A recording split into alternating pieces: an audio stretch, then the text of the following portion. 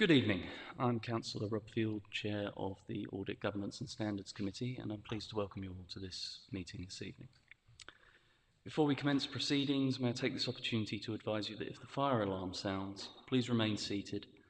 Members of the Democratic Services team will assess the situation and give further instructions on the evacuation of the building if necessary. Tonight's proceedings will be webcast by the Council, but if anyone else is intending to record these proceedings, can you please let me now know? That's not to stop you. Councillor Dawes. Councillor Dawes will be make an audio recording of the meeting tonight. Thank you. As I say, that's not to stop anybody from recording if they wish, merely that everybody in the room knows that it's happening. I'd also like to advise members that they should only address the meeting by way of the microphones, and please remember to turn your microphone off when you finish speaking. Moving on to the agenda, item 1, apologies for absence. I don't have any apologies. So item 2, substitute members. There are no substitutes. Item 3 is urgent items. There were no urgent items for this evening. Visiting members. We have one visiting member. If you'd like to come forward and introduce yourself.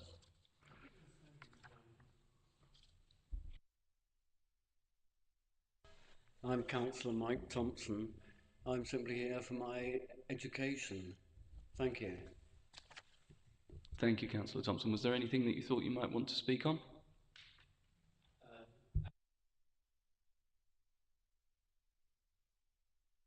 Thank you. Item 5, disclosures by members and officers. Are there any disclosures by members or officers? Item 6, disclosures of lobbying. Any disclosures of lobbying? Item 7 is to consider whether any item should be taken in private because of the possible disclosure of exempt information. I move that the agenda be taken in public as proposed. Is that agreed? Thank you, members. Item 8 is minutes of the meeting held on 23rd of September 2024. I move that the minutes of the meeting held on 23rd of September 2024 be approved as a correct record and signed. Is that agreed? Councillor Trubrinsky, was there something you wanted to say? All right. So I will sign those as a correct record at the conclusion of this meeting. Thank you. Item 9 is question and answer session for local residents. There are no questions from local residents this evening. And item 10 is questions from members of the council to the chair. I have received no notification of questions for me. So that takes us to item 11, which is the committee work programme for 24-25, which you'll find on pages 5 and 6 of your agenda. First of all, I'd like to invite any comments that members have on the committee work programme.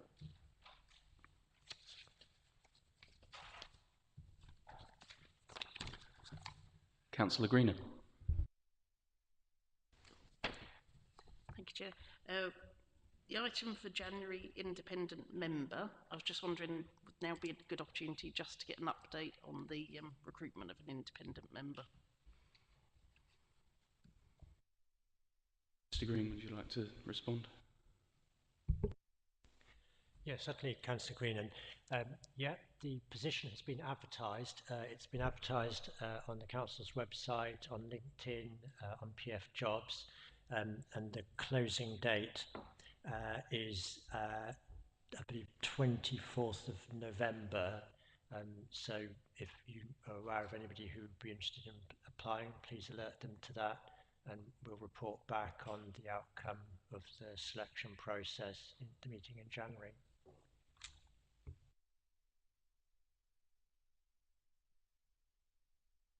Councillor Dawes.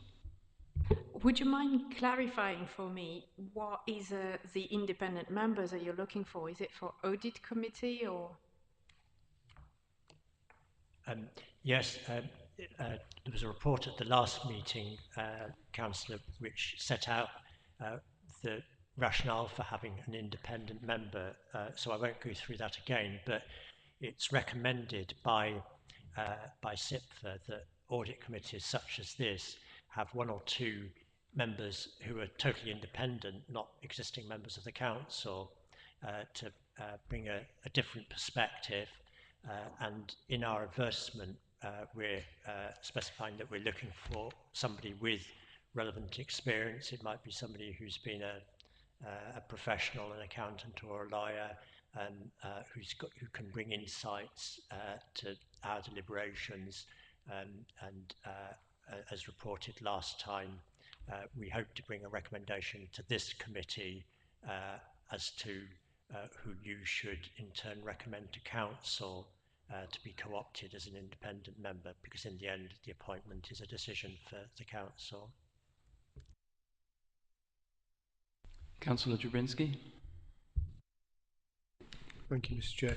There's not much time left, really, is there? So I was just wondering if we've actually got a number of CVs already or applicants. I haven't checked the position as of today, but I'm hopeful that we will get a reasonable selection. Councillor Cooley. I'm just wondering, we're asked to agree this work programme right at the start of the agenda. I'm just wondering whether it should be at the end of the agenda to see whether there are any issues raised at the rest of the meeting that might bring something else into the work programme. And secondly, I wonder whether you as chair should be able to give your view on something else being introduced into this work programme before we meet, given that we meet every 2 or 3 months. Thank you. Thank you, Councillor Cooley. So there is a process around how things are raised on the agenda. I have the support of the officers at briefings and planning meetings for the work of the committee.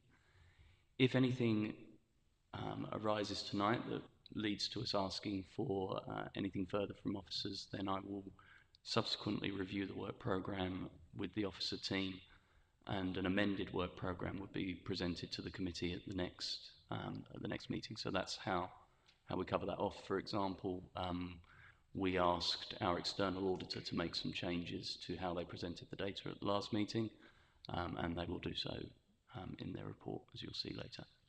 I hope that satisfies that. If there's nothing else, the papers ask us to note this item. Are members happy that we note the item? Thank you, everybody. That takes us on to item 12, which is the annual governance statement mid-year update, which you'll find on pages 7 to 15 of your papers. I call upon Angela Woodhouse, our Director of Strategy, Insight and Governance, to introduce the report. Thank you, Chairman. So this report provides an update on the annual governance statement and identified actions approved by this committee in July. I'm pleased to report that all actions identified in the action plan have progressed. We now include training on the Nolan principles in the annual member training programme. Democracy and General Purposes have reviewed the size of the planning committee. They did, however, identify that no change was required, but they will now be considering the role of policy advisory committees and overview and scrutiny in the new year to ensure the council has effective governance arrangements in place for decision making. Democratic Services are also in discussion with the providers of Modern Gov, which some of you might be pleased to hear, to make improvements to ensure it's easier to use and we get the most out of the system. And we have a number of other areas that are progressing, for example, the transformation programme and the policy on artificial intelligence that's coming forward. I'm happy to take any questions from members. Thank you. Do we have any questions or comments? Thank you, Councillor Dawes. I was wondering if you could give us a bit more information about what these artificial intelligence look like within the Maidstone Borough Council officers, and what is it going to be used for? That's quite a big question. So I can give you, what I will do is I can give you some more information outside the meeting, and I'm happy to circulate that to the committee. I can tell you that we are looking at testing different methods, and it could be things that are being thought about are things like minuting internal meetings via AI. And then there's also consideration going into how we improve a number of transactional processes. So some of our high transaction, high volume services, we are looking at, for example, revenues and benefits, and some of the processing that goes on that could be done in a more efficient way. So yeah, there's a number of different areas we're looking at, but we really wanted to get the governance in place so things weren't just going ahead without the proper controls and information, and make sure people are aware of what we're doing and why we're doing it. Thank you. Sorry, I've got a supplementary question on this. You say about revenue and benefit. Does that mean DWP, that kind of benefit, or are we talking about different benefits?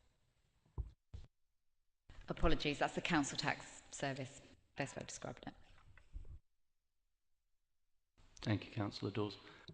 Just from my own perspective, having looked at the introduction of AI within my business, I'd just offer a little free advice. Try to steer clear of verbatim contemporaneous minuting of things. I don't think it would be necessarily of benefit. Are there any other questions on this item? Councillor Kadka? Thank you, Chair. Just a quick observation on the recommendation, possibly.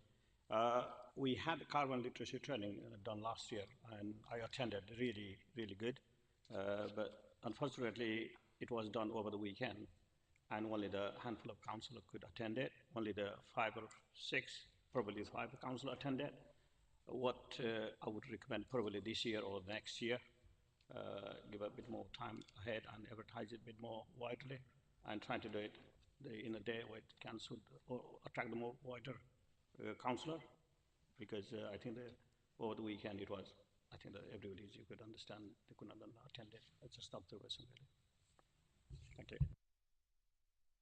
Would you like to respond? Thank you, Councillor Kadka. That's helpful feedback.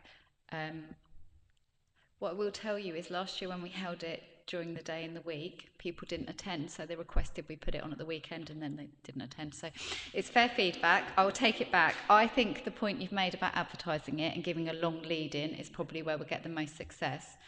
If there is appetite for a weekend event, we will hold it, because I know we have a lot of councillors who work and find it difficult to take the time. But yeah, I'll take on board your feedback and I'll talk to the team and we'll make sure it's advertised really well in advance. I have Councillor Cooling, Councillor Trubinski, and then Councillor Crouch. So, Councillor Cooling, would you like to come in? 2 comments, please. Bottom of page 14, again on artificial intelligence, where there's an incredible amount of hype about fairly advanced software, which probably takes 10 times electricity at data centres. But there we go. Wouldn't it be reasonable for this committee to see the draft of this policy before it is actually adopted, given the potential implications for ways of working at this borough? And I've got a second one, but would you?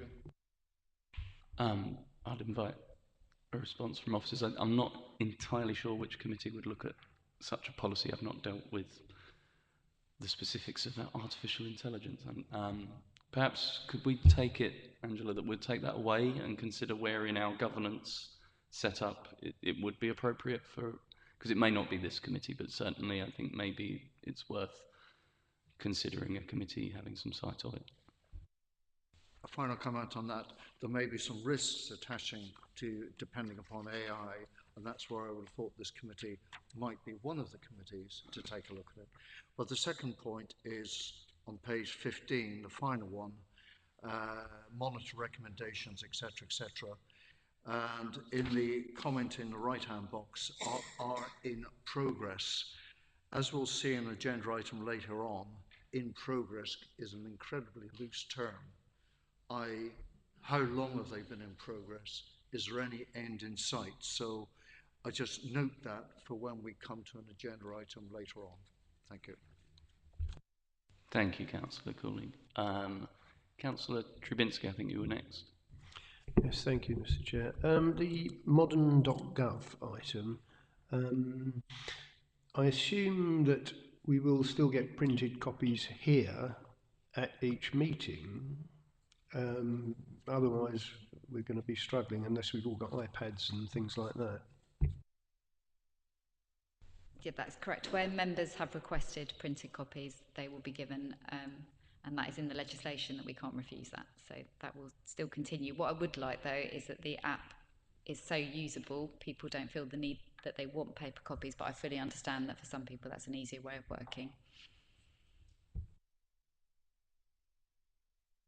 Anything on that? Well, further? just on that front, I mean, unless you've got an iPad here now to do your meetings looking at, which I haven't, it would be on your mobile phone or something you'd have to use, and that's not ideal, is it, really? So would each member have to say, I would like a printed copy on my place before the meeting, or would we all get one, or how would that work exactly? From an operational point of view and a practical point of view. So from an operational perspective, we're not proposing to change the current system in terms of those members that have requested printed copies will still get them, and they come via the courier run, that will still be happening. But what we would like to do is make sure Modern is really usable. So you can, if you're using it via an app, which could be on a tablet, it could be on a PC. So there is, members do get IT equipment as part of their role. But we want it so that you can actually use it, so you can annotate, things like that, make it much more user-friendly and usable. So we can move those who wish to move away from printed papers, they'll find it easier. That's the idea. It would be better for the environment and everything else if we didn't have piles of paper. But it's an individual choice. I think we may. So are you saying you're going to supply everyone with an iPad? Yeah, so the council, as I understand it, council policy at the moment is that the council does not supply members with a tablet, or because I did ask if that was a possibility, because I don't personally own one, so at the moment I am continuing to have paper, but I'm sure we'll all be interested to see how the app develops, and maybe some of us will go down the route of purchasing tablets at some point. Councillor Crouch, I had you next. Thank you, Chair. A two-part question. One on carbon literacy training. I don't know if I've missed a previous report on the details of this, but is there a specific kind of percentage of senior management that we're aiming to have trained? Are you looking to adhere to any of the carbon literacy organisation, like bronze, silver, gold, their kind of accreditations and requirements? And then linked to that on the next action on economic, social and environmental benefits in decision making, just whether any further training will be provided to report writers. Carbon literacy training is fantastic, but it doesn't necessarily go into the detail required to make those sorts of arguments.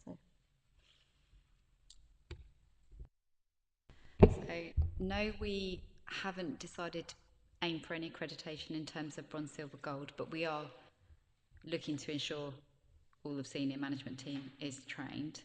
And I'm sure it'd be interesting to see whether when we look at the biodiversity and climate change action plan and that's renewed and refreshed, I feel we may have a target in there, so it might be good to put it forward at that point when it comes through Policy Advisory Committee. And in terms of that, yes, we are looking at specific training because we need reports to be written differently, we need different things in them, and it will require different expertise. So we will roll out training on the new template, because we'll also have our new strategic priorities as well, so we can kind of do a wrap round for all report authors. So watch this space, it will be coming. Thank you. Councillor Dawes. Same, it's on biodiversity and climate change. It say here that in September and October, the depots, there was some training. Was that for people working for the depots? Okay. Any chance we might have another chance at visiting the depot sometimes? Because I had a wedding on that day, I couldn't attend the event. I'll take that away. I'm sure they'd be happy to arrange another visit, or we could do something separately, but I'll take that away and speak to the head of service. Councillor Titchener. Thank you, Chairman. If I could go back to the electronic copies, frankly, I can't think of anything worse. When you've got 70 pages in front of you, you can flip from one page to another very easily. If it's on the screen, you could end up 3 or 4 times longer trying to find what you're looking for. I think it's a step backwards and just encourages people not to bother to look at it. It's so much easier to see them. I know it's probably expensive, but it's much easier to see the written copy in front of you. I think I understand where you're coming from, Councillor Ditchener. I think it's quite clear, though, that that is a matter of personal choice for individual members. So those of us that are comfortable with navigating an app on a tablet can choose to do so. I don't foresee a situation where councillors will lose their choice to have printed copies, and I think we can see people shaking their heads. So I note your comments, but I'd like to assure you that you needn't be concerned. One last point, Councillor Dawes, otherwise we're going to be a very long time on this. I was going to say I quite agree with you, because I didn't want a paper copy, but what really stopped me is the fact that every time we have a meeting, we have to open 20, 30 PDF from very different places. It's really cumbersome, so I'm looking forward to the change where we can have one PDF rather than so many for one meetings. Thank you, everybody. This item is an information-only item, so can I ask if the recommendation in the papers is agreed? Thank you very much. Cool. But the parish representatives and parishes may be struggling with the 20th century. Can parish representatives be included if there is a freebie in terms of a tablet or whatever? Because I share my colleagues' reservations here. Complex documents, anyone who says they can exist just on a tablet, I wonder how much depth they've gone into, and that is probably insulting a lot of people. But please do not forget parish representatives for update modern.gov to enable better, etc., etc. Please. So I think, thank you, Councillor Cooling. As I said, at the moment, the policy position of the Council is that they don't supply such equipment, but please rest assured that whilst I'm chair of this committee, should that position change, I will advocate for all members of the committee having appropriate equipment. Whether I succeed or not is obviously another matter. I would like to draw this to a close as we've agreed it, so we'll move on to item 13, which is the internal audit progress report for 24-25. You'll find it on pages 16 to 28 of your agenda. I call upon Catherine Woodward, head of the Mid-Kent Audit Partnership, to introduce the report. Thank you, Chair. So the internal audit progress report for 24-25 is included on pages 13, item 13, pages 16 to 28, as the Chair has said. So there are 4 areas in this report that I'd like to cover today with you. So the first is resources, the second is audit progress on delivery of the plan, the third is the follow-up work, and lastly I'd like to cover the new internal audit standards. So on page 24, I've provided some detail on our resourcing for the service. So despite some successful recruitments that we've had, we do still have some vacancies within our team. So we had a couple of resignations in the summer, which has impacted on our delivery of the audit plan. However, we are using some consultants to help fill our resource gap. The support of the, I use the word consultants, I should use the word contractor to fill our resource gap. The company is called Veritao, and they are a local government TECL company. So they have a huge amount of local authority experience, so they are complementing our team that we currently have in place. Obviously, following our resignations in the summer, the contractors have only been able to commence work from October. So this leads into the second area that I want to talk about, which is audit delivery and progress of the audit plan. Obviously, some of our resources have meant that we have not been able to deliver as much as we would like to have delivered at this point in time as we normally would.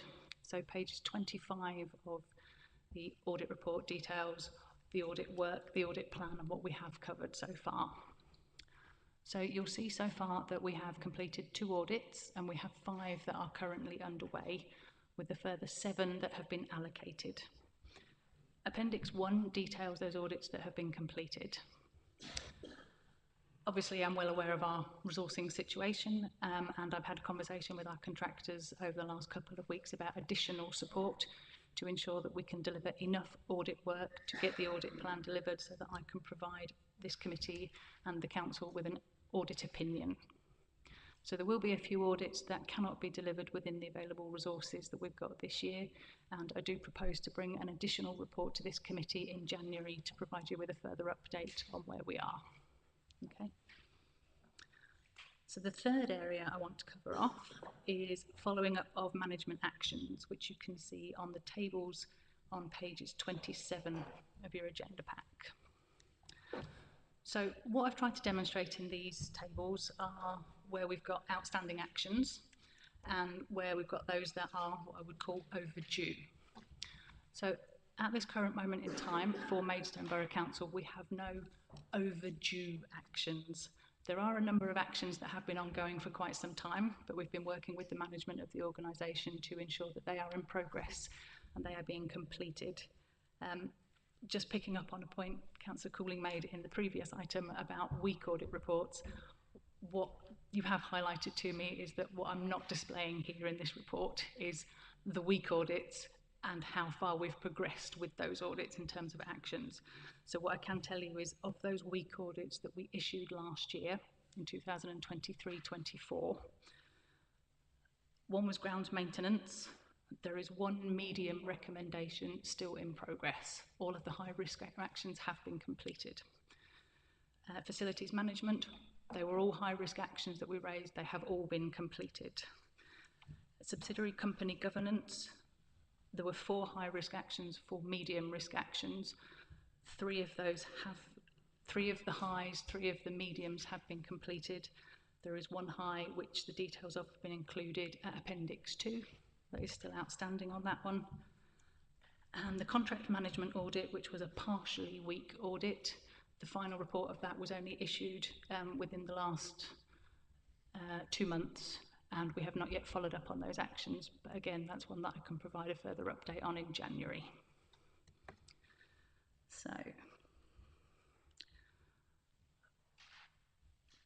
So since I wrote the report, so Appendix 2, which is on towards the end of the report on page 28, thank you.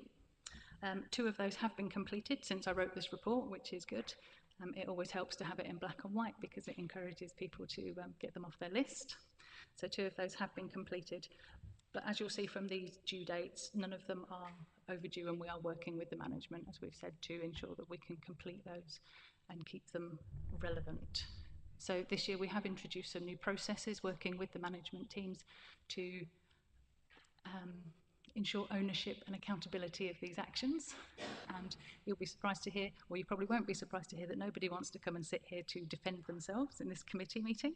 So we are working with them to make sure that they are completed within, I say, a reasonable time frame that resources permit, because that obviously is one of the biggest things that we're finding across the whole of the organisation at the moment.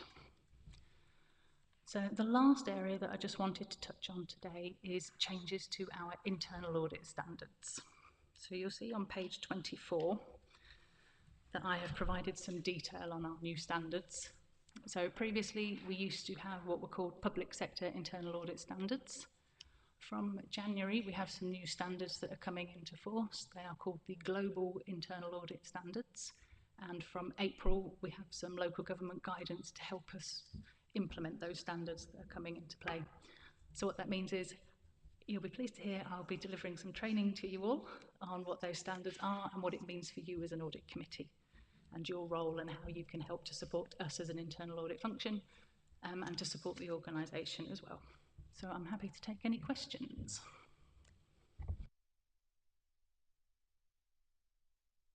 Councillor Barwick. Yeah, I have a loathing for contractors and that. So can you tell us how much is this likely to cost?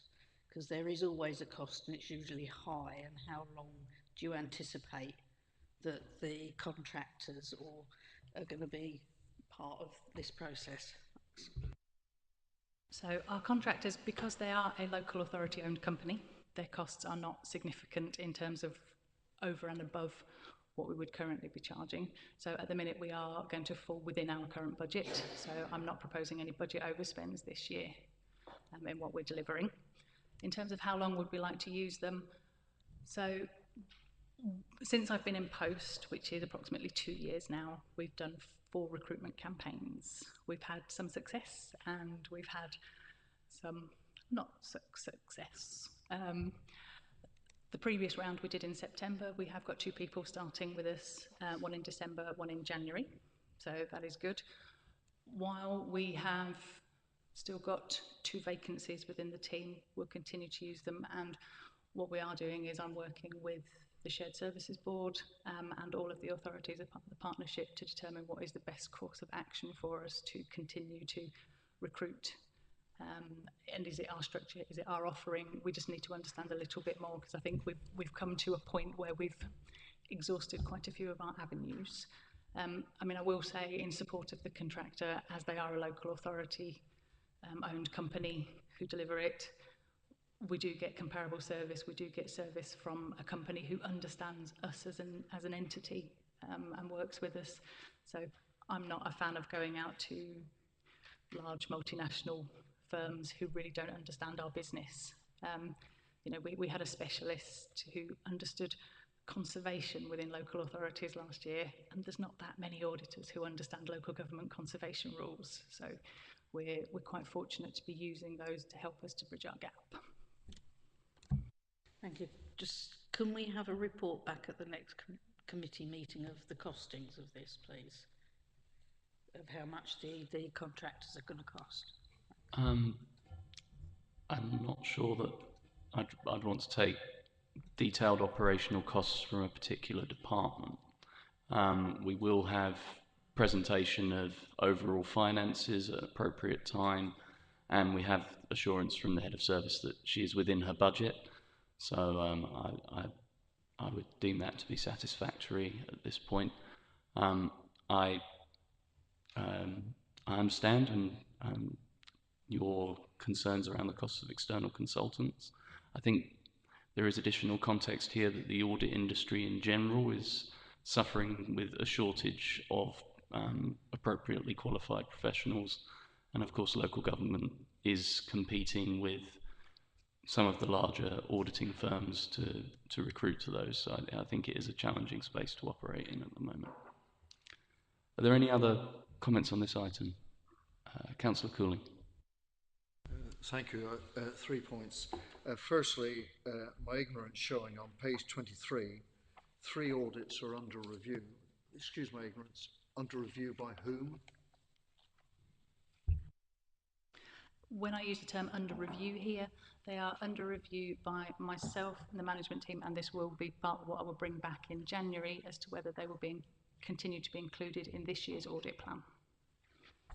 Thank you very much. Second point on 25, page 25, I do wonder whether each of the 4 tables, whether it's reasonable to have outstanding actions all put at 0 when each of them have got actions not due or in progress. I would have thought, I'm not saying it's intentionally misleading, but I would have thought it's a more strict statement of fact to say that to include the not due and in progress as outstanding actions. That's an observation, a personal observation. I've got one more comment after that.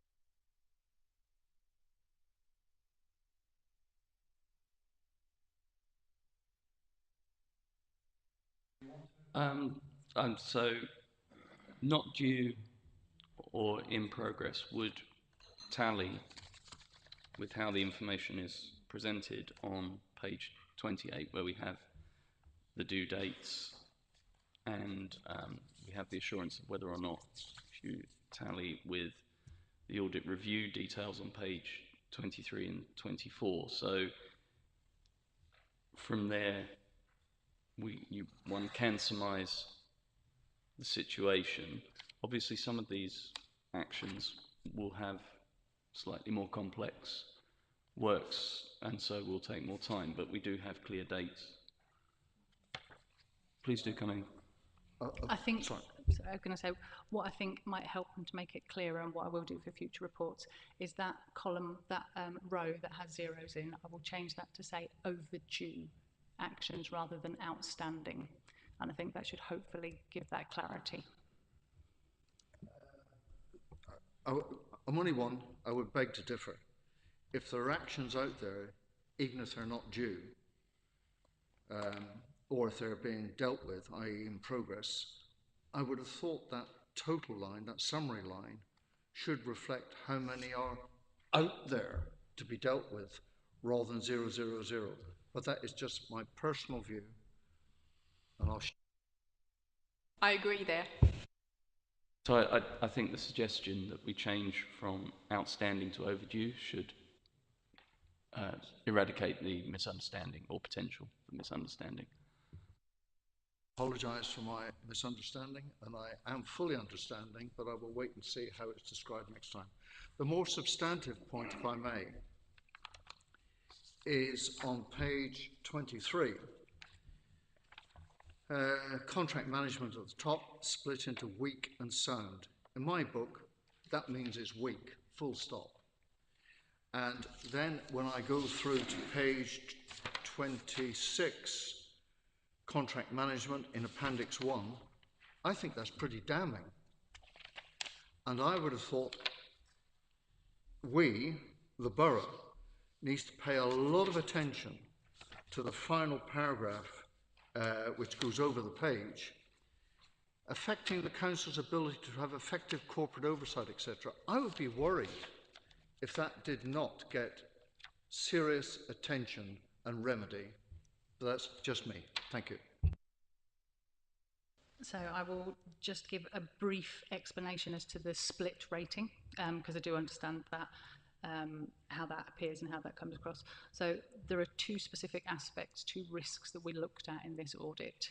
One of them was the organisation's corporate responsibility around, and the other one was around the legislative requirements. So the legislative requirements that each authority is required to do was the sound aspect. So in terms of, this is why it was important for us to give that differentiation. So what we're required to do from the legislative aspects and the law is sound.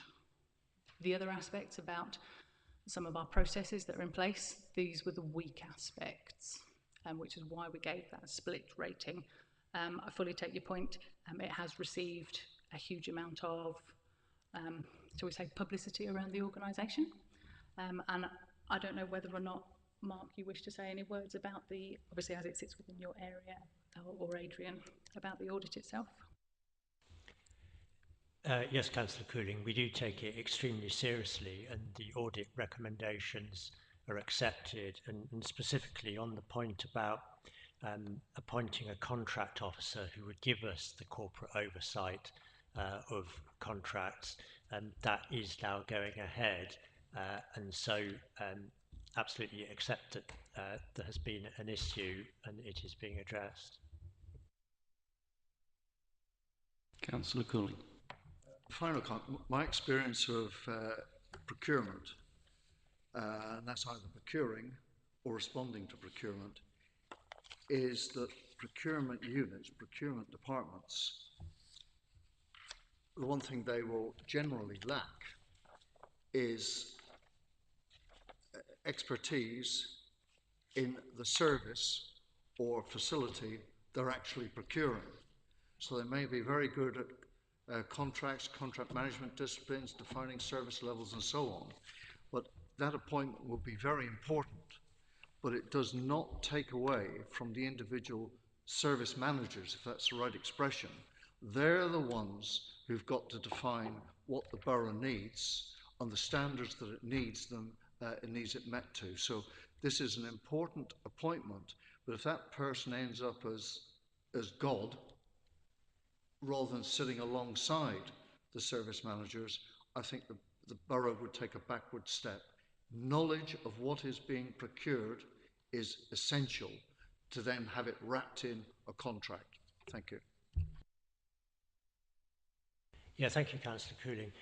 I agree absolutely with what you say, because by appointing a contracts officer, we're absolutely not taking away any of a contract manager's responsibility for compliance on the contracts for which they're responsible.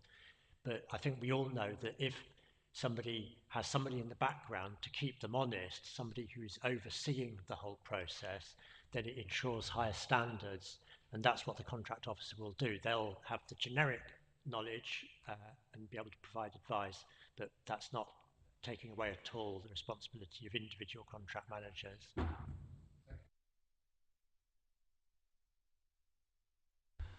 there any other contributions at this point? So this report is for information.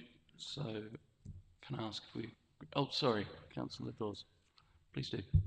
Hello, I just wondered whether you could help me with the emergency planning on page 24. It doesn't say whether it's allocated, the box is only blank. So, right. At the top of the page, after mid-cat audit, there's about 4 lines within the box. 2 are allocated, 1 is in progress, and the emergency planning has got a blank box, so we're not sure. Is it not started, the emergency planning?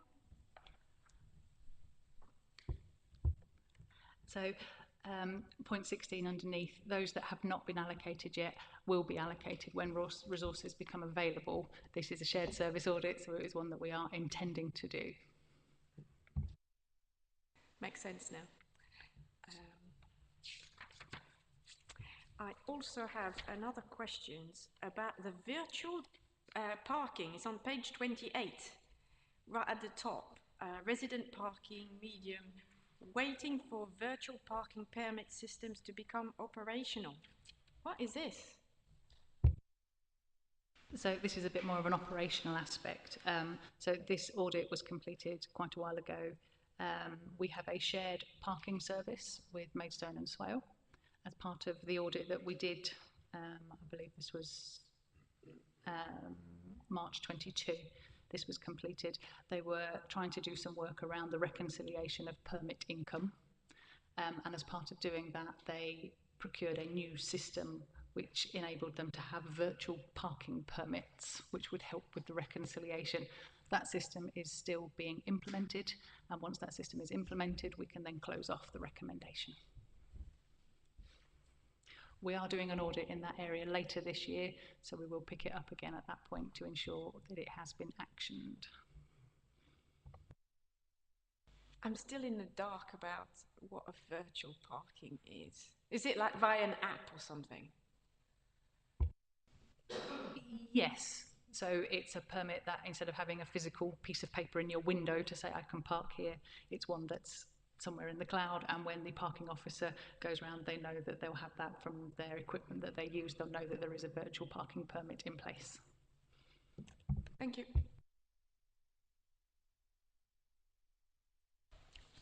Thank you, everybody. So are we happy to take the recommendation as on the papers? Agreed. Thank you.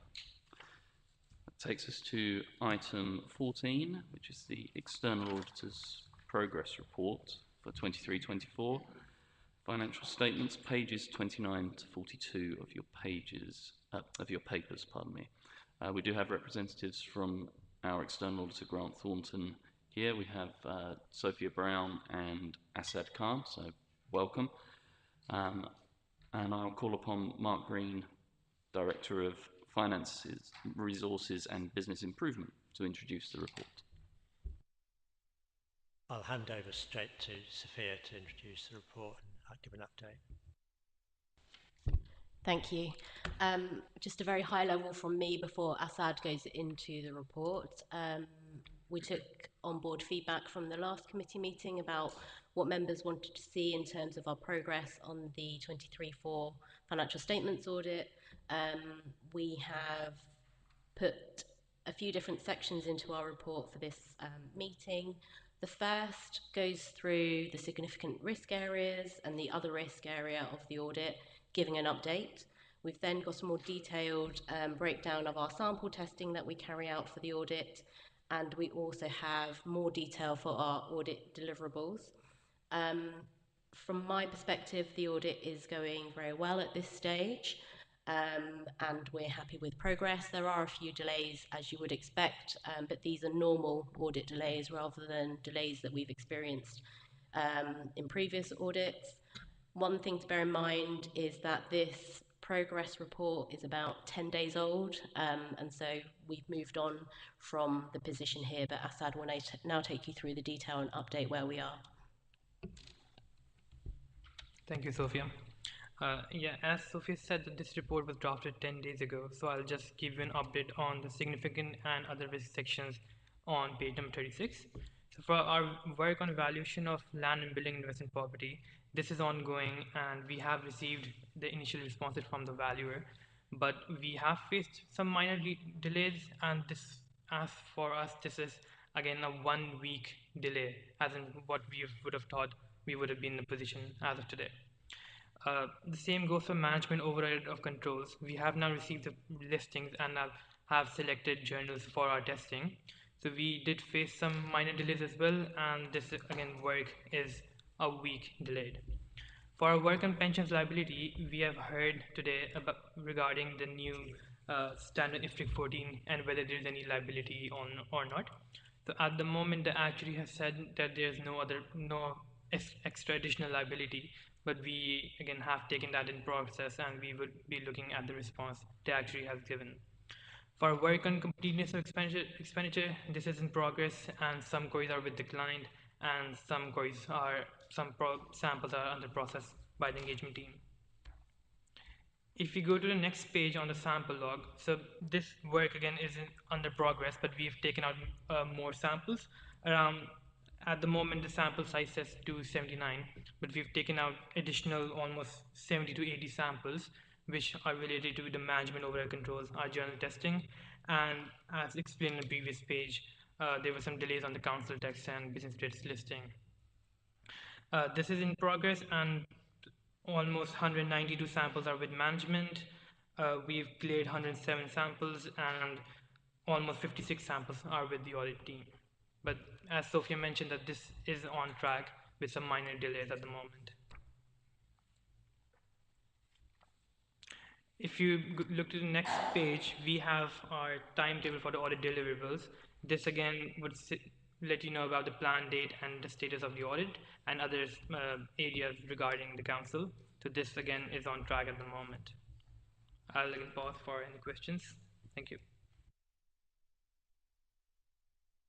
I have Councillor Drabinski and Councillor Tipton. Thank you, Mr. Chair. Well, thank you very much, Sophia, for the pages 37 to 40. That is very useful. I'd just like to clarify. Where we have samples with management, does that mean that samples that are with MBC to provide, and then samples with the audit teams are actually with the audit team? So MBC have that to still provide. Okay, that's fine, great. And from what you've said, you don't see that there's nothing looming that looks as though there's going to be a major problem. No, that's great. Thank you very much. Councillor Tipton. Thank you, Chairman. Yes, page 36, pensions liability.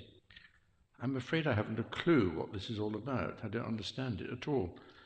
There's two acronyms there, IAS 19 and IFRIC 14. I don't know what they are, but I don't really understand where it says there's a requirement to recognise an additional liability in cases where agreed past services contributions could potentially lead to a future surplus that would not be available after being paid. I just don't understand it. Can somebody... Thank you. So the first thing, IAS 19, IFRIC 14 are financial reporting standards which deal with pensions liability and any surplus asset which we would have. An asset exists when, again, the assets with the fund, which would be the investment and stuff, are more than the liability of the council. So as per the new standard, which says again that there might be for additional liability when the present value of the secondary contributions are in a surplus. So we've contacted the actuary, and have them made a calculation of whether there might be an additional liability for the council. That again has different sort of assumptions and stuff, which the actuary is more again has more knowledge, more knowledge. So we've had the response back, and they've told us that again there isn't a future surplus, and it is not an additional liability at the moment. And we had the calculation for the prior year as well. So yeah, there's no additional liability at the moment. I might come in there. So it's very technical. Typically, we look at IAS 19 for looking at the liability of the pension fund. So we get the IAS 19 report from the actuary. It gives us all the figures to management. Management put it into the financial statements for us to review as part of the audit. IFRIC 14 comes in when there's an asset, a pension asset. And typically we haven't looked at IFRIC 14 where there's been a liability, which is what the council has. We got more information across the sector. Everybody's looking at this in terms of sometimes there could be a surplus if there are secondary contributions made, and those contributions are positive. When that happens, we have to go back to the actuary and ask for an IFRIC 14 assessment. In some cases, there's no impact on the pension liability. In other cases, there can be a huge impact. For instance, one of my other authorities, we went back to get this extra information, and they've now got an additional liability of 75 million. So I'm not an actuary and I don't know what they know, but it's important that we ask the council to go and get this assessment from the actuary so that we could have the full assessment and be able to be comfortable that there's no additional liability that the council has to account for. And may we assume that you've got that, that you've got that in writing, i.e. that the no future liability, you have absolute guaranteed assurance that something won't pop out?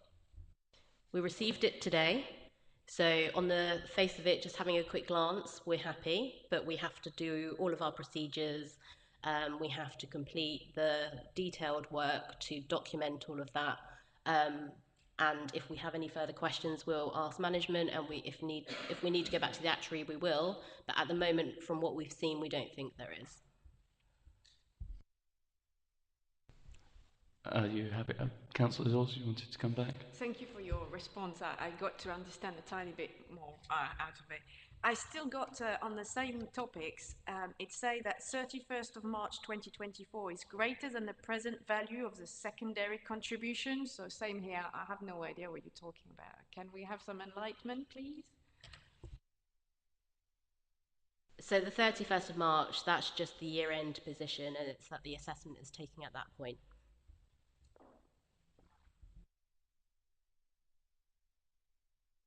Councillor Titch. Yes, thank you, Chairman. Yes, I raised this point because, frankly, I appreciate the explanation, but unfortunately, I don't really understand the explanation. But I hope this committee understands it.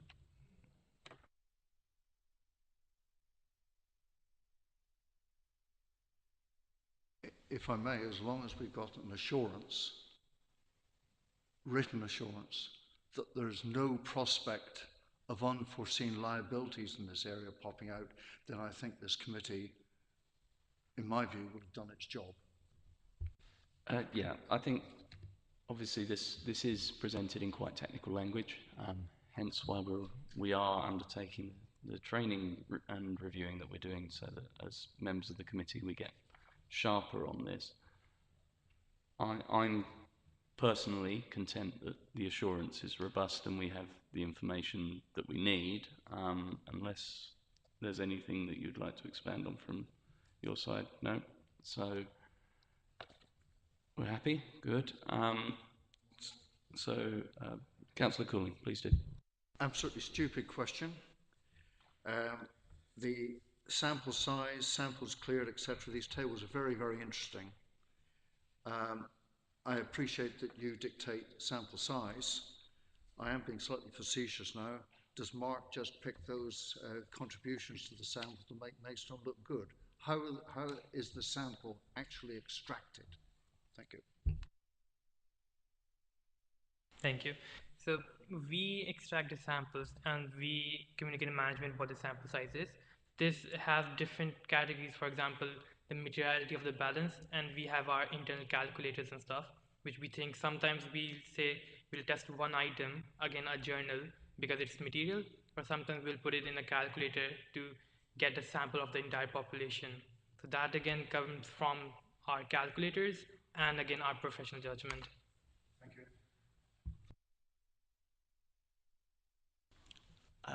So, this report is also an information report. Are members happy that we take the recommendation as on the papers? Thank you. So that takes us to item 15, which is the Treasury Management Mid-Year Review for 24-25, which you'll find on pages 43 to 52 of your papers. Call upon John Owen, Finance Manager, to introduce the report. Thank you, Chairman. The Sit for Prudential Code requires the Council to produce a mid-year and an annual report on its Treasury management activities. Treasury management function is also reported through its budget monitoring on a quarterly basis as well. This report to this committee is for the Treasury Management Service up for the first 6 months of 24-25 up to the 30th of September 2024. The Council agreed the strategy for the year on the 21st of February 2024, which confirmed that the majority of investments in the year have had to be kept short-term to be made available when required for the capital programme. All investments have been held in money market funds and call accounts, and also short-dated deposits with other local authorities. This is to partly mitigate the risk of falling interest rates which are happening in the current climate. Investment balances at the 30th of September total 38.12 million, and a list of these can be found in Appendix A. Investment income from these investments received so far this year total 945,000 at an average rate of 5.28%. However, with the reduction in the bank rate, this is likely to fall during the year. The Council has £45 million of long-term loan debt with PWLB and Aviva Life and Pensions. The Council entered into a forward borrowing deal with Aviva back in 2023 for £80 million, with the next tranche of £20 million being received in February 2025.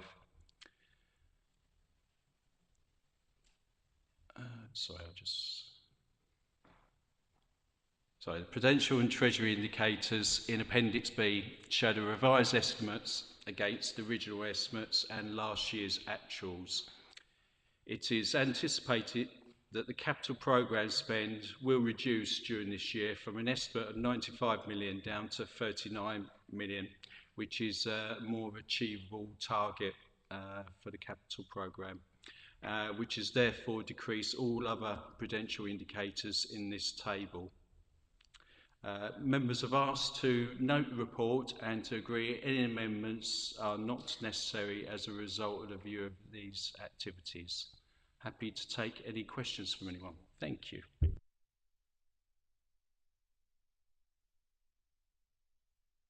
we have any questions, members? Councillor Cooley. My apologies. I note on page 47 that the forecasts are made on the 28th of May. I suspect there have been a few significant events since then, so I'm guessing we'll wait and see what Link Group comes out with next time. But that's just an aside. I note on page 48, and you've just alluded to it, in practice, paragraph 210.1, in practice, owing to slippage in the capital programme, it is unlikely that borrowing on this scale will be required in practice. Is that your professional judgment? Is that senior management overview of the capital programme? I mean, when are we going to see the capital programme not causing such an issue as we're going to see in risk management at the back? So is management overview of capital happening formally right across the borough, or is this just Treasury management taking a judgment? Thank you.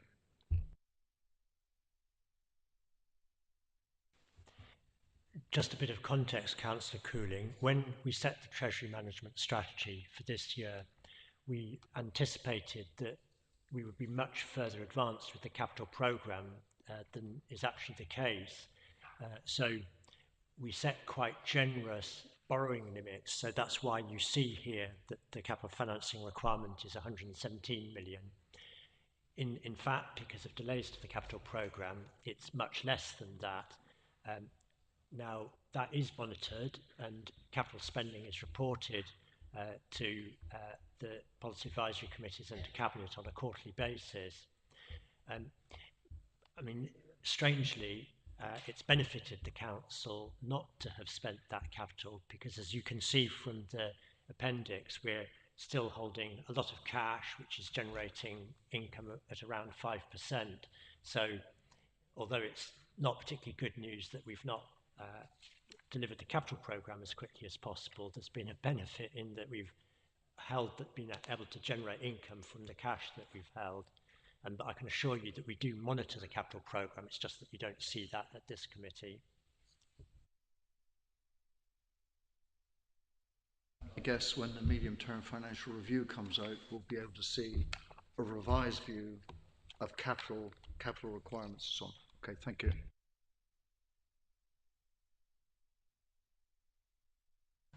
There are no further comments on this item. The recommendations are that the position as at 30th of September be noted and that no amendments to current procedures are necessary as a result of the review. I'd like to propose the motion per the paper. Is that agreed, members? Thank you very much. We are getting through the meeting at quite a gallop, but I'm quite happy to pause for a moment if officers that don't need to be here for subsequent agenda items and our guests from Grant Thornton would like to leave. You're welcome to. If you would like to share in the remaining excitement, you're equally welcome to do so.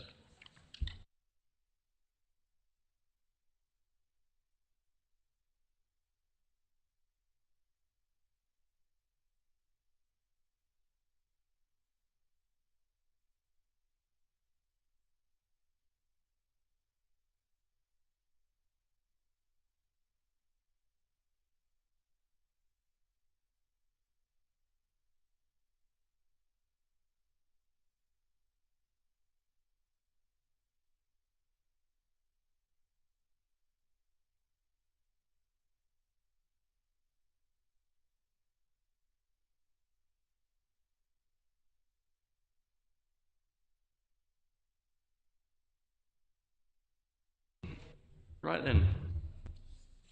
Thank you, everybody. So that does take us on to agenda item 16, which is the Budget Strategy Risk Assessment Update, which you'll find on pages 53 to 70 of the papers. I call upon Mark Green, Director of Finance Resources and Business Improvement, to introduce. Thank you, Chair. This is the usual report on budget risks, and I'll just summarise what's set out in the report in front of you. One of our top risks is that we overspend against the budget in the current financial year, and the report says that the latest estimate was for an overspend of 350,000. That was as at the end of Q1. We're still working on the Q2 figures, but it looks as though, if anything, that figure will be higher. So the report sets out the reasons for that.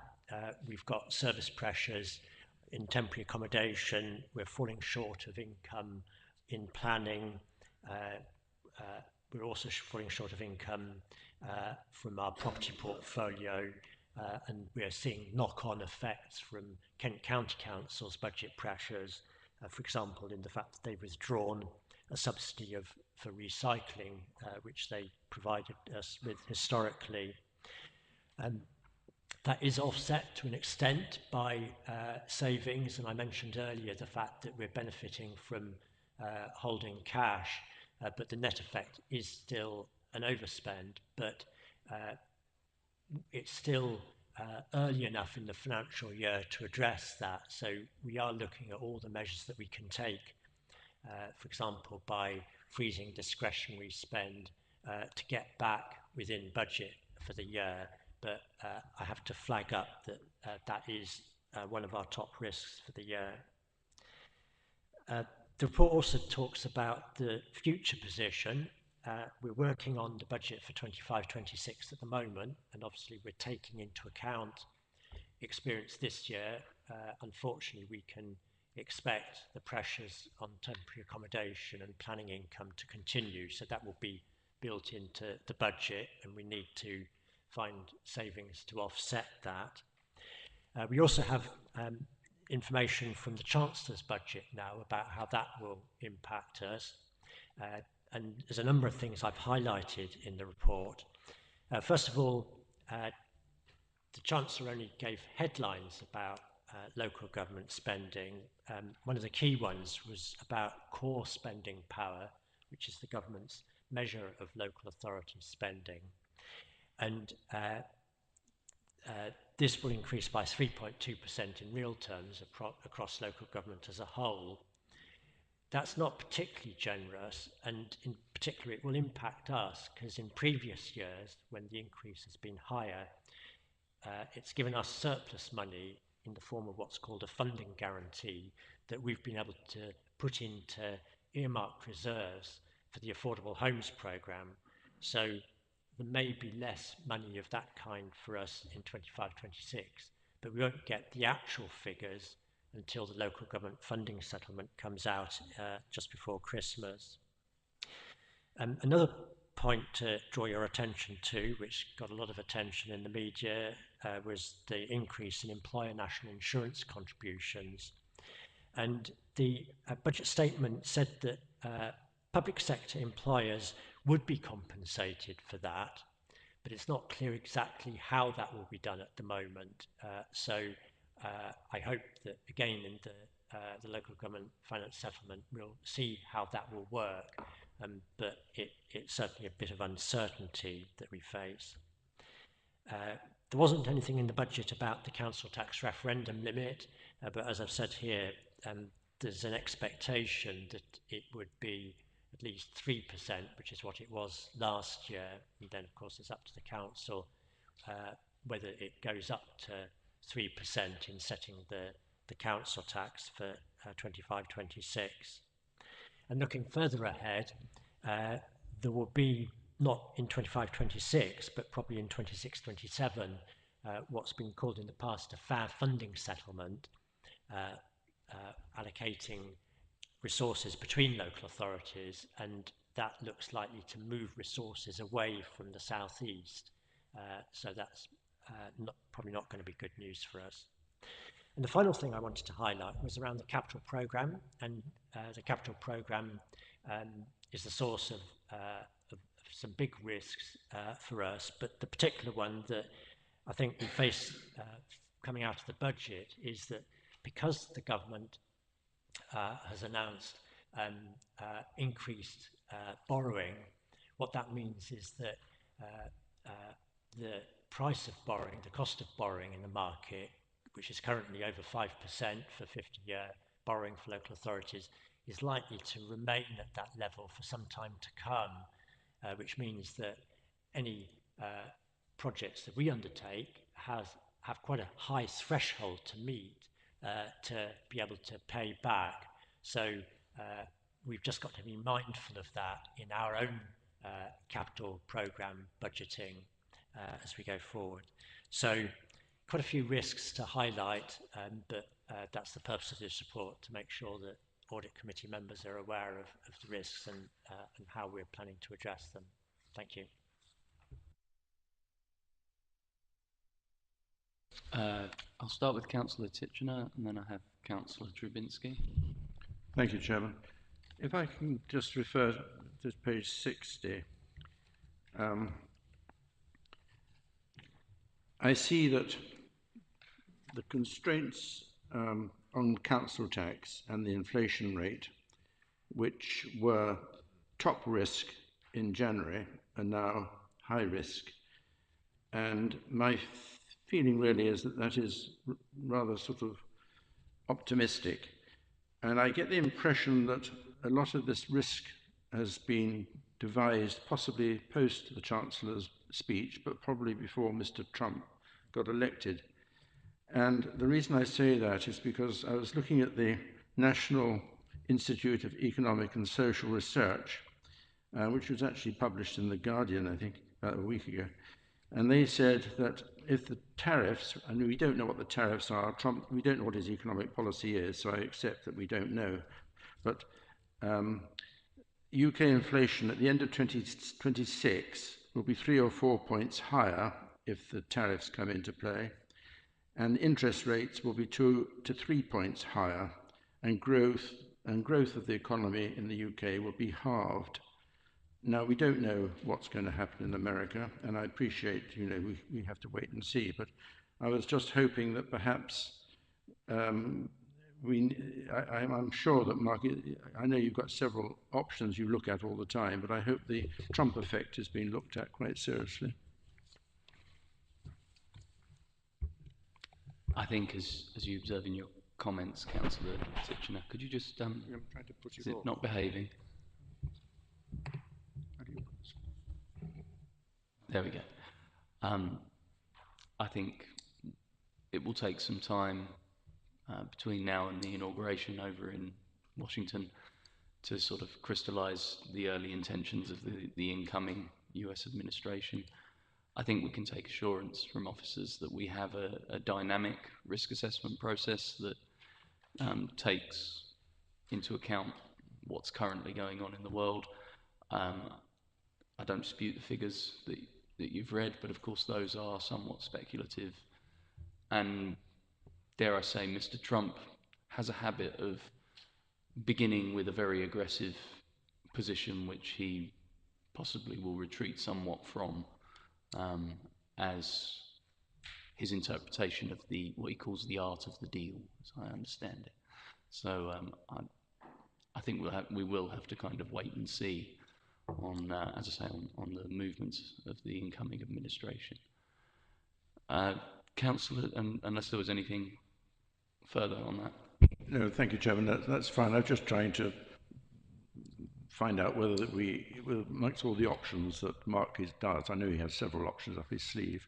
I was just asking whether he's looked at the worst scenario in preparation for what might happen. Well, you're right, Councillor Titchener. This report was prepared before the presidential election, yes, as the Chair says, we'll have to wait and see. We're publishing our budget proposals in January, and that we'll obviously learn more over the next few weeks. It may be that we have to take an even more cautious approach in our budget proposals, depending on what we learn in the meantime. Councillor Trubinski. Thank you, Mr. Chair. Just looking at page 61, what does that actually? Do you have sort of like a best possible scenario and a worst possible scenario, and what would those two total figures be on the budget deficit?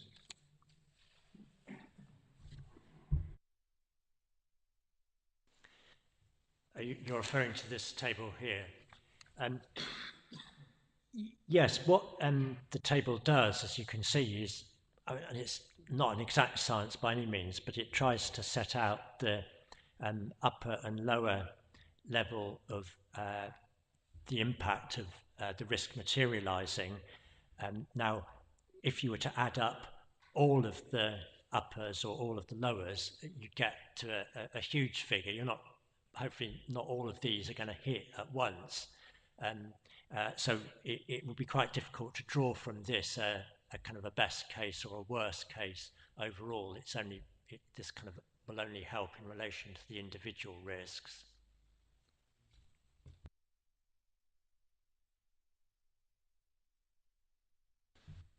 Councillor Dawes, and then have Councillor Couch. I've got questions for page 56. in point 2.7, you're talking about the business rate income remaining well in excess of the baseline defined by the government, and in spite of a number of successful appeals against the business rate assessment. Now, my question is, how many percent are we extra over in business rate compared to the national average? Probably worth explaining that paragraph in a bit more detail, and apologies, it's not entirely clear. The way that the business rate system works is that we benefit from business rates income over a certain level that's set by government, and that level is based on a baseline that was originally set in 2013-14, and it's gone up by inflation every year. But Maidstone has actually done better than the country as a whole, and that, I think, deals with your point about how do we compare with the rest of the country. So our business rates income has been quite buoyant. We're fortunate too in the fact that although businesses, for example, in the retail, hospitality and leisure sector get discounts, the government compensate us for giving those discounts. So we still get the equivalent of the total amount of rates.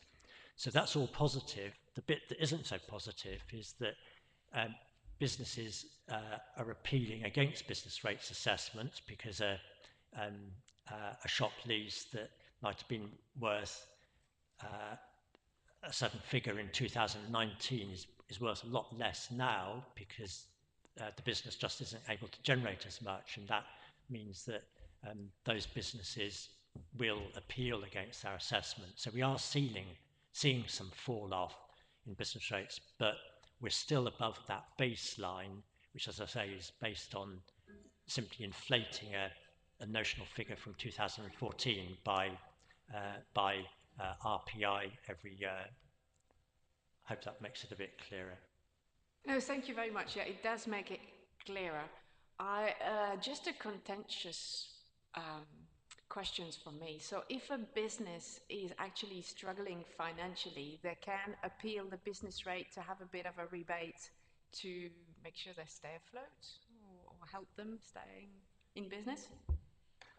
It's not quite as simple as that because there are rules about the assessment of business rates. So it's not just if a business is struggling, it has to be by reference to the value of the site that they own. I mean, it's worth just mentioning that the businesses that we see being most aggressive with appeals tend to be the likes of Marks and Spencer's Next, who can afford to have advisors who are familiar with the rules. So it's tough for the smaller businesses. But the other point to make is that a lot of the smaller businesses don't pay rates at all because of a lower threshold and over which or beneath which business rates aren't payable. It's an incredibly complex system, which I can't explain now, but in answer to your question, it's not as simple as we're struggling, we can get a reduction in our business rates. Sorry, I understand it's a complex issue, and I'm trying to wrap my head around some of those complex things, because we get asked lots of various different questions as councillor, and one of them is, if you've got a local pub, say, or local cafes, and he's struggling financially, are they not, because they're not meeting the threshold, they're not paying that business rate? Is that what you're saying, or? No, the business rates is by reference to a notional rental value from the property that they occupy. So it's not something that there's not as much subjectivity about it as you might think. And it's not up to us as a council anyway to determine that assessment. It's the valuation office, which is a quite separate government body that determines that. So yes, businesses will come to us complaining that they can't afford their rates, but there's not a lot that we as a council can do about that. We will advise them to go to the valuation office if they think that they can get a reduced business rates assessment, but then it's up to them and the valuation office. They'll probably need professional advice, like I say, to be able to actually make a successful appeal. Thank you very much. I think fair to say business rates is a part of our tax code that gets looked at fairly regularly, but we have a very complex tax code. So I have Councillor Couch, Barwick and then Trubinsky. Thank you, Chair. Just in terms of the risks that are up in the top risk in the black, I think this might be just, I might be the only one in the room that's wondering this. I feel like the only area that I don't have as much information about, probably because I don't sit on any other committees that cover it, is the increase in numbers requiring temporary accommodation. Would it be possible to be pointed in the direction of a recent report on this, or if a briefing note could be sent to the committee on that area, just to provide a bit more clarity about the risk itself? Yes.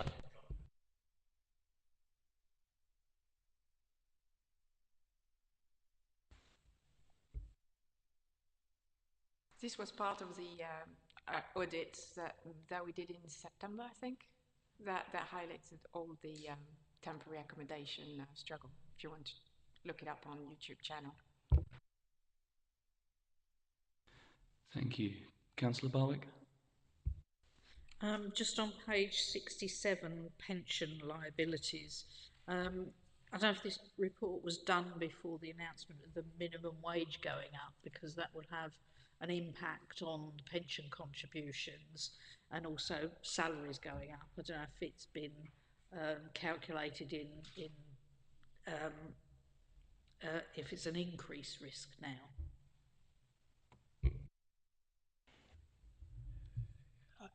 You're correct, Councillor Barwick, in that there would be an impact from the increase, but it's pretty marginal, really. The pension liability that the council faces is based on the total amount of pension that we would have to pay all of our staff, and we have to project, or our actuaries have to project forward using estimates of people's longevity. So you're talking quite big numbers, and the increase in national living wage it'll have an impact, but it's a pretty small one on the overall calculations. Councillor Trubinsky? Yeah, thank you, Mr. Chair. Sorry, just to go back to page 61 with the figures. I understand that each of those risks are separate and they may kick in or they may not kick on. But if we were to look at that last column, in theory, that should be the worst possible scenario, shouldn't it? Because we've taken the midpoint of the risk and then taken the likelihood of it as well. So in theory, that figure, that end column, the total of that should be the worst possible scenario.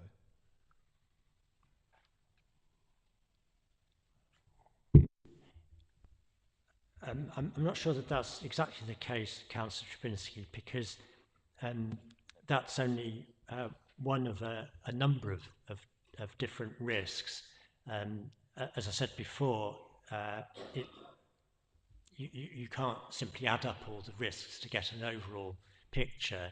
And I mean, I should also say that so far as council holding insufficient balances are concerned, that those figures there are just a percentage of the amount of balances that we hold. So you'd have to look at the council's balance sheet to see the actual balances that we hold and the level of cushion that we have to protect against all of these various potential risks.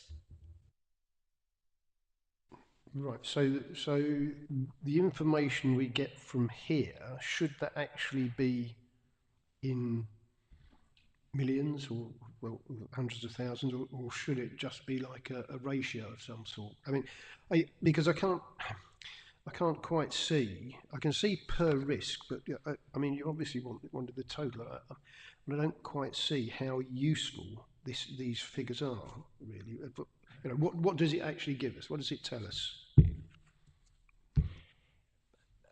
Councillor Cooling will remember that it was at his suggestion that I included this table a few years ago.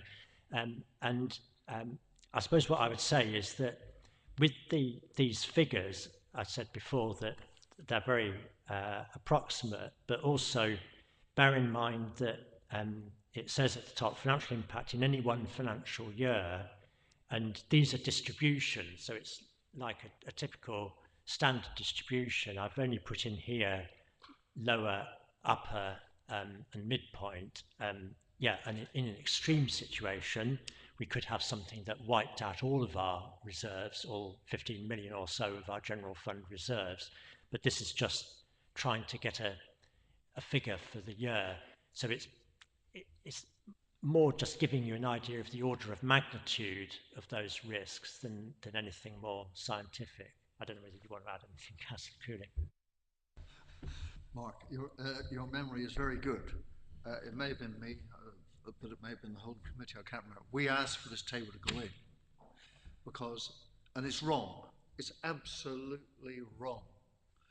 But there's no good having a risk register without a scale of risk, however wrong it is. And hopefully it's not incredibly wrong. And if there are any major risks that are not in this page, whatever it is, 61, they should be in this. But we can't just add up the figures on the right, which come up to about 5 million by the look of it, 4 or 5 million, because some of these risks are in fact overlapping.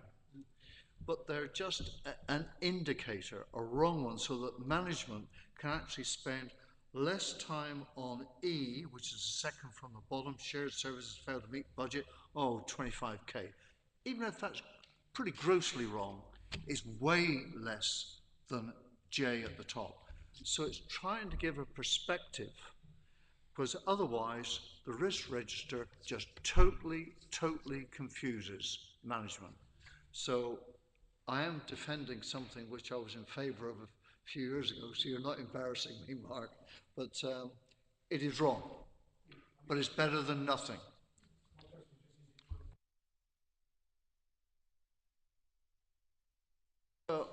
Again, I would defend it because if you then go on to the next page with the horizontal bars, by eye, you should be able to, unless it's absolutely grossly wrong, it should show you where management effort or management concern should mainly be. Okay? Because I suspect the full risk register for the borough, I'm making this up as I sit here, runs to 300, 400, 500, 600 management facets. Snow blindness. So this is trying to pick out the big ones and then give a scaler. It's wrong, but it actually tries to remove some of the snow blindness. But if I may, Chair, I've got a couple of... Please do, Councillor Cooley. May I keep going? Well, firstly, on page 56, it strikes me, this is in paras 2.2 to 2.7, it strikes me that management ought to be given a degree of pat on the back if the net problem is 350k or slightly north of that. When you look at the big sums below, management has already worked hard to try and mitigate the impact of some of the impacts in 2.3, 2.4 and 2.5. So that's firstly, it's meant to be a compliment. Secondly, on page 57, the thing that would worry me most is this fair funding. That is going to be, and admittedly it may be not next financial year, the one after, so I'm assuming in the medium-term financial review, in its pessimistic scenario, we'll have a fairly pessimistic assumption for what fair funding will do. And then my final point, if I may, on page 60, this matrix. One of the risks I think we explored was at the last meeting and the meeting before. The affordable homes, the 1,000 houses programme, which sounds good, but there's quite a subsidy attached to that.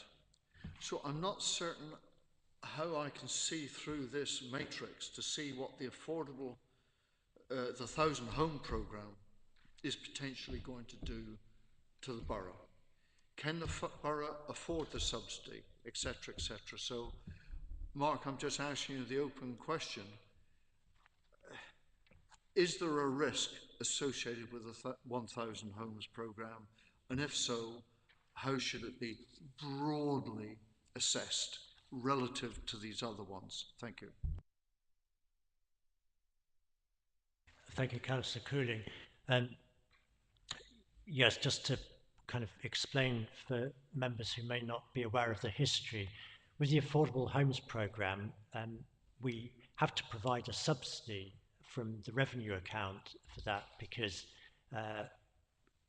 we simply wouldn't be able to deliver affordable homes and make money out of it otherwise.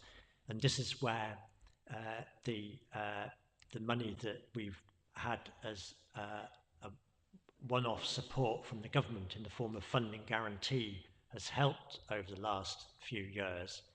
So what we've been doing is we've been building up funds in a housing investment fund, which goes some way to funding the Affordable Homes Programme. It won't fund what was originally the target of 1,000 affordable homes, but where we are at the moment, having put around 10 million into the Housing Investment Fund, that funds about 200. So on our very rough calculation, so we're some of the way there, but we haven't covered the whole risk if we were to go ahead successfully and deliver the 1,000 affordable homes. I should add that we're a long way from delivering the 1,000 because we've been buying land for the affordable housing programme, but we don't even have the land on which to build 1,000 as yet. We're still probably only halfway there in terms of land, and of course there's a number of other steps, planning permission, construction, before we get to being able to deliver them. Councillor Cooling? This is a tangential subject, but if to deliver the 1,000 we're buying land, sounds good. That means I suspect there's a chance that the borough will be not only the owner of the land, but the developer of the land. And therefore there may be an issue of the borough going for planning permission on its own land and developing it. So probably know where I'm going on this. There is an enforcement group mechanism, an MOU mechanism. I don't know whether it's relevant to this committee or not, but it strikes me that if there are any issues for this committee, they need fairly urgently to be hit on the head, given that the device, the mechanism, the legal mechanism, may come into play more and more and more. So I don't know whether it's relevant to this committee, but it's an issue for the borough to get on top of somewhere. Thank you, Councillor Cooling. You're right, of course. Obviously, the council can find itself as being in the position as a developer as well as being the planning authority. I do know that there are separations within the teams so that it's perfectly clear which members of staff are working on and acting as the developer versus those that are fulfilling the council's obligation as a planning authority.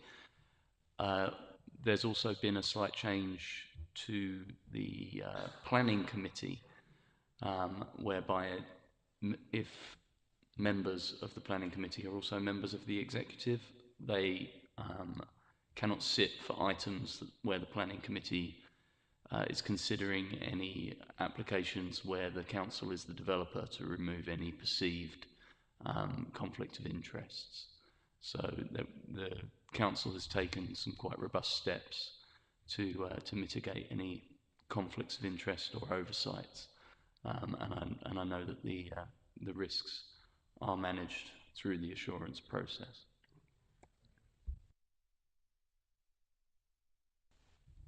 Were there any other questions on this item? I think that takes us to the end of our agenda, members. So meeting's closed. Thank you very much for your time.